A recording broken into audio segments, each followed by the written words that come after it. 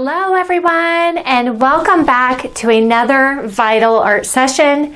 I'm Kelly Folsom, and in today's lesson we are going to be learning how to paint this beautiful old copper picture with some Spanish onions. All of the tones are very subtle in this arrangement, and that's going to give us a good exercise in mixing these very subtle, soft earth tone colors. So let's dive in and get started. So let's dive in here. We've got this really wonderful antique copper, like a kettle or coffee pot. I'm not quite sure what it was used for, but I really love the shape of it, and it's kind of a softer copper too. So in this setup we have a lot of these soft earth colors and earth tones, and so this is really going to give us a chance to explore these earth colors that we have on our palette, like yellow ochre and Naples yellow and burnt sienna and Venetian red or terra rosa, burnt umber and raw umber here, burnt umber, raw umber. So you know, it's really just a chance to just focus on those colors. Now when I do this cross section here to kind of find the center, that gives me the center of the painting. That just kind of helps me figure out a little bit better where the thirds are. That's just always a good basic compositional tool to use. And so I know that this picture is going to be more on the third, you know, slightly right of center here to give me some room for these onions here. And you know, I do want to go ahead and make note that you don't ever want these shapes to be parallel, okay, if you can keep from it. So it's our natural tendency to want to do things like that, and you'll have to watch that whenever you're setting something up, because sometimes it actually looks that way. But it's better if there's like, okay, this is maybe angled this way, and then this is more straight. Little compositional side note there. And I'm just using burnt umber and burnt sienna to start the mass in. What I'm going to do here is just kind of start this whole, I've already kind of got the size, right? Very, very roughly. We always start very simple, big, simple, and kind of a rough estimate. Now, I want to really watch this size, because it's always a good idea to never go larger than half the height. And I see that it already is bigger than half the height. So I'm going to kind of drop it down a little shorter here. And I should always do the base first. And then those are going to change now that I'm dropping that down lower. And, you know, that's kind of the smart thing about starting off loose, is because you're going to be more willing to change it if it needs to be changed. So here, the belly of this copper pot, and then we come up, you know, this pot is really kind of like the shape of a pear, and it is the star of the show. So I just want to make sure that I put the star, the biggest, really kind of the biggest, most important thing in first, and then I can relate the other sizes, the smaller objects, to it. Sorry, dropped my paper towels. All right. Once I'm kind of happy with, okay, I like the width of this and the height, now I can, you know, fine tune this a little, and then maybe the knob is here. Then I can kind of figure out, okay, where's that handle, and make a better estimate of that handle. Again, this is just with burnt umber. I'm going to go ahead and block in just with burnt umber. That's your warm umber, and you can warm it up even a little bit more with some burnt sienna if you wish. I'm going to be trying to stick mostly with the earth colors, although most likely I will be also using little bits of the cadmiums as well, just to really get that glow. But this exercise is really about exploring those earth tones. Okay, and then get in your cast shadow. here coming off to the right. There's also a cast shadow back here behind because my backdrop is so close. And then look what you can do with your brush. You can kind of almost in a way erase by taking a drier brush with less paint on it and just kind of pushing that paint around. And then where you want to make a definite decision, which you definitely want to make a definite decision. You want to be bold. You want to be decisive. You can't make judgments or changes on your painting unless you have made bold decisions along the way. So be bold in your painting process and laying on the paint. And you know, that's just part of painting is you've got to try things out. And painting really requires, I think, a lot of courage and curiosity. Maybe it's just curiosity, but it feels like it takes a lot of courage to be curious and to just try things sometimes. Here's a cast shadow from the onion. And that's going to come off at an angle. And that's really part of what frames out this onion in front. Excuse me. And the onion in front is really the one. It's the one, you know, it's the one that's really most important here. And then I've got sort of this muslin here that's kind of coming off at an angle, which I think adds a little bit of variety to the painting. Now, you can also adjust sizes of things. You know, if you feel like, well, you know, the onions, I think they might be a little bit better if they're a tiny bit smaller. You know, and obviously this back one here overlapping is less important. So I might not even put in, again, that starts looking a little repetitive if I put in this little, you know, stem here and then this stem here. I think I'll just keep this one kind of smooth and round here.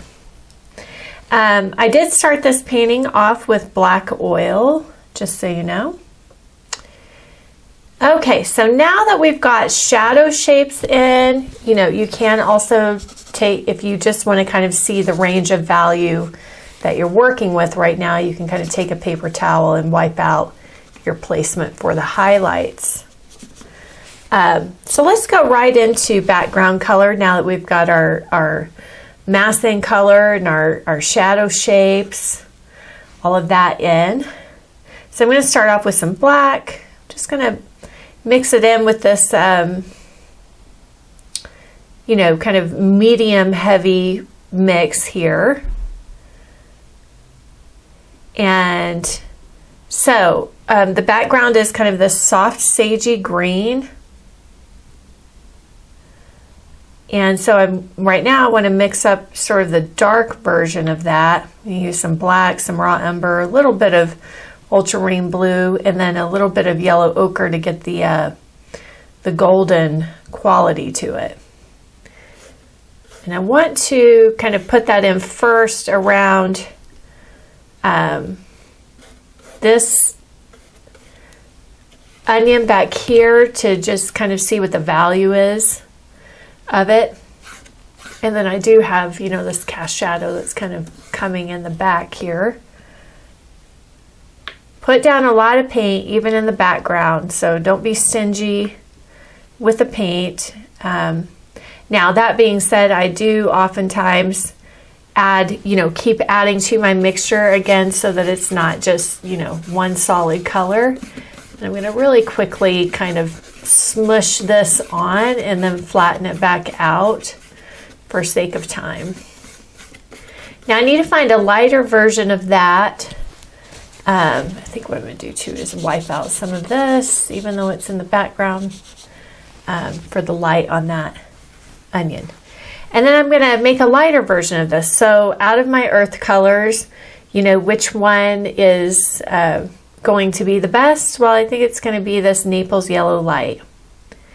That's going to raise the value a lot, add a lot more yellow to the mix. I probably still need a little bit of white in the mix too, because that Naples is still a little bit hot. Now I'm going to try, a little bit of raw umber and a little bit of ultramarine blue to see if we can get it a little bit greener with the blue. Yeah, that's pretty nice. You know, and it's not going to be as light as white like what I might have in my highlights, so I think that's good. I think a little bit of yellow ochre just to maybe warm it up just a little bit more. And then let's start it around the copper pot. That's really a prime important place here to get it going. And then on the opposite side of this, and that's really an important place to judge the value. You know, really look to see, do you have the value light enough there? You know, and maybe this gets a little more colorful and richer, closer to shadow. The light is kind of more concentrated over here on the right. But again, really kind of keep adding to your pile. It wants to spread out, the more vigorous you're going to mix with it. And as you can see, I'm not using just a ton of medium either. Okay. And that might start getting a little too much yellow in it, and I can jump my eye from this to, in the setup, from the background to the onion and see, okay, the onion has a lot of yellow in it, so I kind of need to save some saturation of yellow for the onions. So I'm going to kind of cool this off a little bit more and gray it down. Look at all that paint in there. And then I definitely want to deposit my first strokes around this nice and thick enough so that I can then model with it later, use that paint. You can always take that paint off if you want to. But this background color is really important. Your background color kind of sets the tone for the whole painting. You know, if we had like a brighter color, maybe like a blue-green back there, all of the, even with the same objects up there, it would really affect the look of the finished painting, because that background color, it's either going to make everything feel softer and quieter like this one's doing, or it's going to make it, if you have a richer color back there, it's going to make everything feel a little more richer and colorful. So it's why, too, you don't want to rely too heavily on people giving you specific color mixes for things. And that's because it's always relative. It's always very relative depending on what's in your background.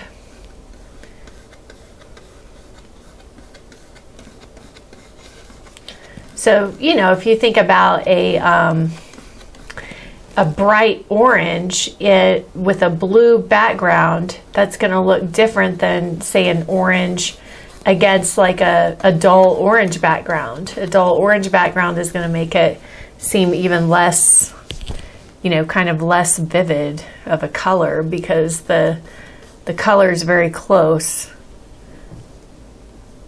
So try it out. Try to set some things up and just change out the background and see how your colors look differently. Keep the same foreground objects, and let's warm this up quite a bit, and just see how they change, you know. Whoops, got a little too much red. Got a little crazy with the red there. It's all right, we'll save some of that for the copper perhaps. Wow. Having a hard time overcoming it. I put so much in there. And then of course, if you get, there we go. Just wanted to warm it up for this cast shadow that's back behind here. Not quite sure if I'll keep that in or not, but it's one of those things that I will probably put in to see maybe if it holds the composition in more. And I really want to wipe that brush out and really pull all that paint out. Now, if you get your, you know, palette like this and you're ready to go into light and color, definitely take a razor blade or a palette knife and just kind of scrape it up. And that also allows you to pick up paint more easily. So if your piles start getting really spread out, you know that you want to do that, you know, kind of scrape it all up into one pile. Okay, so looking at the copper pot, I can see that, you know, the color, if I pick a color on here, I'm going to say, you know, probably this color seems closest, like the burnt sienna, but it's too dark. So I want to lighten it up with my Naples yellow and my white most likely as well. So just kind of want to start by putting in, and then I'll look at that and I'll go, oh, you know, it looks way more purple up there. So maybe it needs a little punch of, looks purple on my painting, but much more orangey. And part of that is the highlight and around the highlight, but still I think that's going to look a little too purple. So I'm going to add a little bit of the Terra Rosa, and, you know, Venetian Red or Terra Rosa, a little tiny bit goes a long way. And then a little bit of that orange. Yeah. It's not that some of that purple won't show up in there, but, you know, it's not really the base color or the local color. And I'm just going to follow that through all the way up here. So that's sort of the, you know, the thinking that I'm going through whenever I'm trying to mix a color. And then it gets a little warmer, a little richer and redder down here, closer to the shadow. I got to make sure that this edge does overlap nicely in front of the background. And this is really where the cadmiums, I knew that the cadmiums were going to come in because there's still some intensity of, you know, kind of rich color in this. Even pitted against that soft, you know, greenish background. Now, one thing I want to watch out for is the fact that this comes in front, meaning there's some contour back behind here. I don't want to get that too. Let's use some background color here. I got a little too much cadmium in that. But so that follows up and through back behind that spout. So you want to make sure that you look for things like that on the drawing. All right, so once I have enough of that kind of base color in, the very next thing I want to do is go for a higher intensity light. So just kind of mixing some cadmium yellow deep and cad yellow into this mixture, a little bit of white to raise the value. You have to remember on metals that, you know, that highlight does go quite lighter in value, but it's also more of the local color shows up around, or more intensity of color shows up around the highlight. So I'm going to have duller color closer to the shadow and into the middle tone. And I'm just going to use a knife to start putting some of this in to that wet paint underneath. Now that's not the highlight, that's just kind of the rich color around the highlight. And the highlight, I'm going to take some cab red light and a lot of white. And again, I'd rather make it too bold, so I'm using a knife to really put that paint on.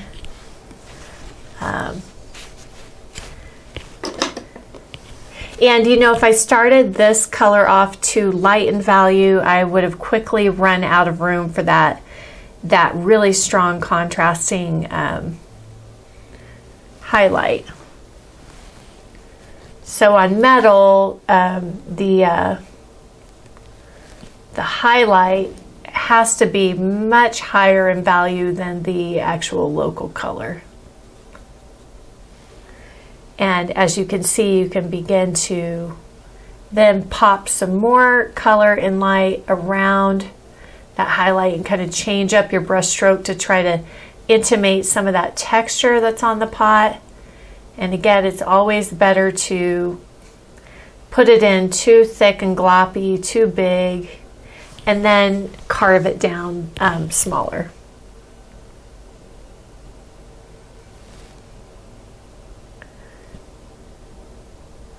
So it kind of goes from like a dull burnt sienna orange to more yellow, and then to like a, well, the highlight is kind of a mix of like a pinkish white.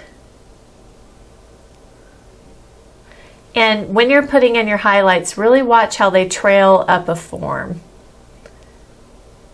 And we want to always, again, think about the basic geometric shapes of the form that we've discussed,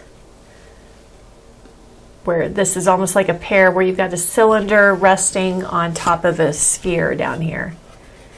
You know, one question I'm always trying to ask myself is, am I using the palette knife enough to perhaps soften some edges, to kind of blend things or paint into things? All right, and without these guys or the muslin painted in, it's going to really be difficult to work anymore on this, because again, these colors are influencing, all these colors are influencing each other. Now, the, what is that? Oh, an onion. You know how whenever you're painting and it's like your words just start to leave you. So the onion does have a little more kind of a cooler lemony yellow in it.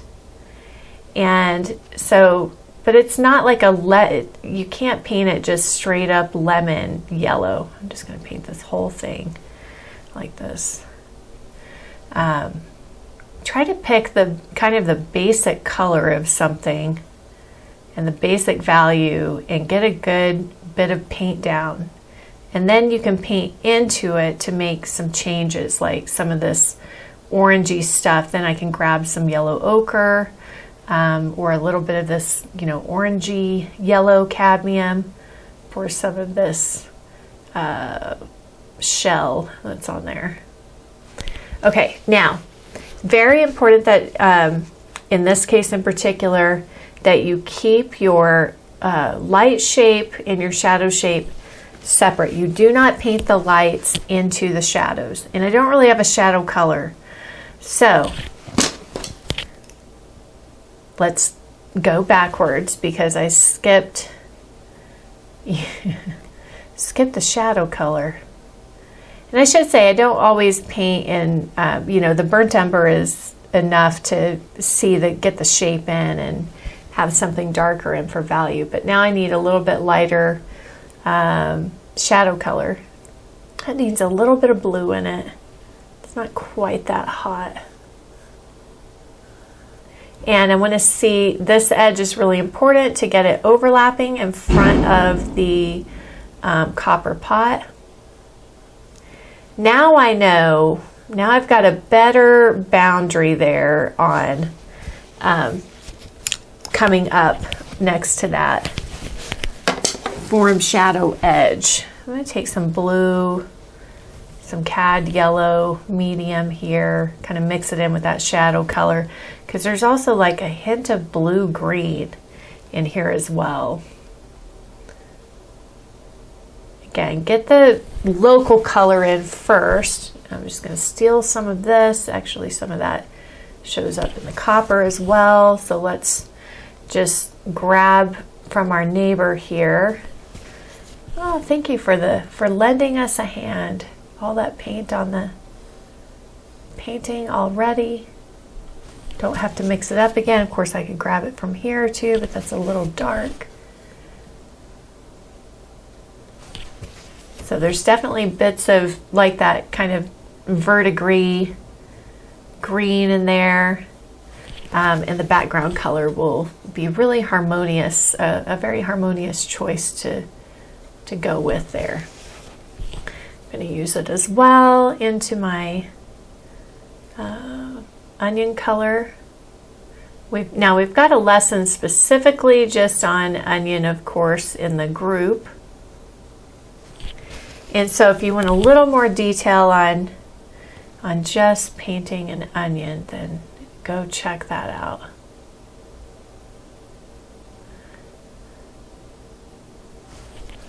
Okay. But on onions, you definitely want to make sure that your strokes go with the form here. Now, obviously, if you do too many, it gets really repetitious and boring, and so a few of those go a long way. We do have a form shadow here on the, I don't know what this, it kind of looks like a stem on a flower. Little light popped back behind that stem, and that's kind of nice because it lets us know that that stem is back behind. I'm sorry, that stem is in front of, the back contour of this. Now, I'm seeing that color gets a little bit, I don't know, like a little wheatish, a little less yellow there. And then of course this popping up, getting some light. Sometimes I'll use the back of my brush to kind of try to get that look of a texture, like that torn texture look. Now, I also see like there's, and this is where that background color again, good old background color, can come in handy because there's a little bit of a graying down of the intensity of the color around that little stem. And then I know if I feel like if I pop some more color, higher intensity color around the highlight, that would bring the eye a little more to the front center of the form. Yeah. And then I think there's a little reflection here from the copper. So let's use some cad orange for that. Kind of pop in a little bit of that glow. Now, we have to get in this beautiful color of the muslin cloth here, and it is so lit up, so it's going to take a lot of white. Okay, and already I'm just kind of pulling a little bit from this orangey coppery pile. Use the colors that you already have, as you're mixing throughout the painting, if possible. So that you're not just, you're not always starting over. I've got some ultramarine blue. I'm going to add that in. Let's see. And then sometimes you can just kind of hold up your brush against what you're seeing in front of you and see how close you are to the right value, to the right chroma, right saturation. So I've got to get a lot of thick paint on this top plane for this muslin cloth. And, as it curves over, let me grab I've got some black oil still that's kind of seeped down in there, so I'm just going to grab some of that. Now look what the blue and the orange do together. Now obviously more blue you add in the mix, it's going to neutralize more of that orange. That's why too it's nice to keep these piles on your palette and not, not scrape them off all the time. And I don't know if I want to have that wood table edge in there or not. Let's see.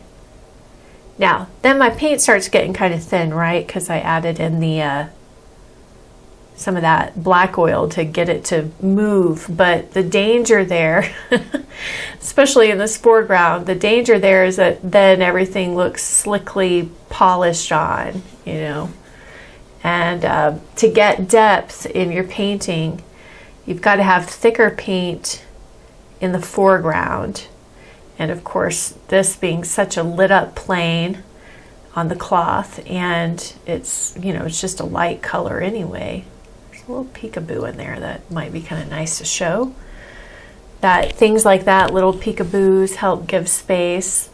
What I could do too is push back my, I don't think I'm going to do it in this case, but just for your own knowledge later, you can push back your background, your actual physical shadow box.